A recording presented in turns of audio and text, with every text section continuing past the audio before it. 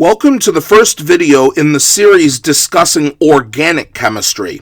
Now, if you have never heard this term before, organic chemistry is an entire branch of chemistry that is concerned specifically about compounds where carbon is the central atom, both literally, as we can see in this molecules, and figuratively, in that carbon forms the backbone of all organic molecules. Now, the reason why carbon is such a special element all has to do with its bonding characteristics. So if we take a look at the Lewis structure for elemental carbon, we can see that carbon has no lone pairs of electrons and 4 unpaired electrons, which allows carbon to make up to 4 bonds, as we see in all of these simple organic molecules below.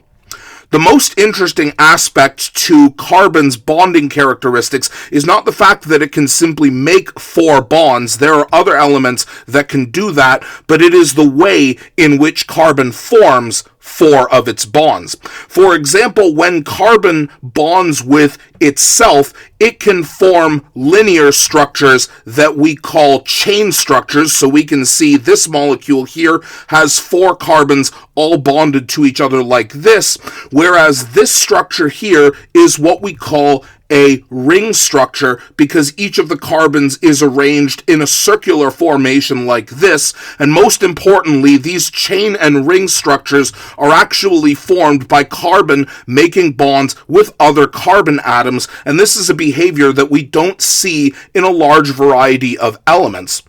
Now, even though carbon can make 4 different bonds, that's not to say that they are always single bonds, meaning that 2 atoms share a pair of electrons with each other. Carbon is one of the few nonmetals that can actually make all 3 of the different types of bonds, such as the single bonds that we see in the molecule on the left, the double bond that we see in the middle structure, and the triple bond that we see here. And as we can see, single, double, and indeed triple bonds are theoretically possible in both chain structures as well as ring structures.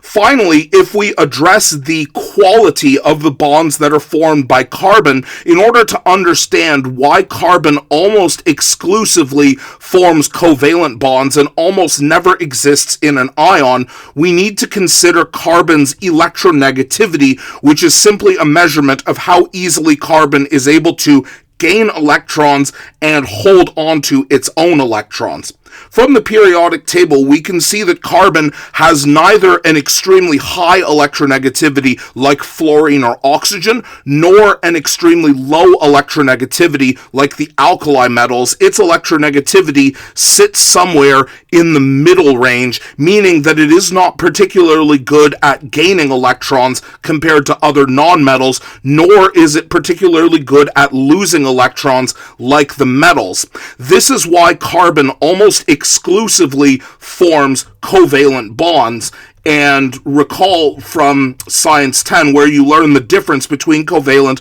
and ionic bonds, are that covalent bonds involve the sharing of electrons rather than a gain or a loss of electrons. Now, because of the fact that carbon bonds almost exclusively covalently, this makes the bonds relatively stable and relatively difficult to break, especially if these are double or triple covalent bonds. And we can see from these 2 structures here, technically neither of these is an organic molecule because these contain only carbon, but the stability is well intact in both of these. This is the chemical structure of a diamond, and the fact that carbon forms 4 covalent bonds with 4 other carbon molecules makes this structure very difficult, if not impossible, to break, whereas this carbon compound is C60, also called Buckminster fullerene, which is the form of carbon that is used in nanotubes, which are again prized because of their structural stability.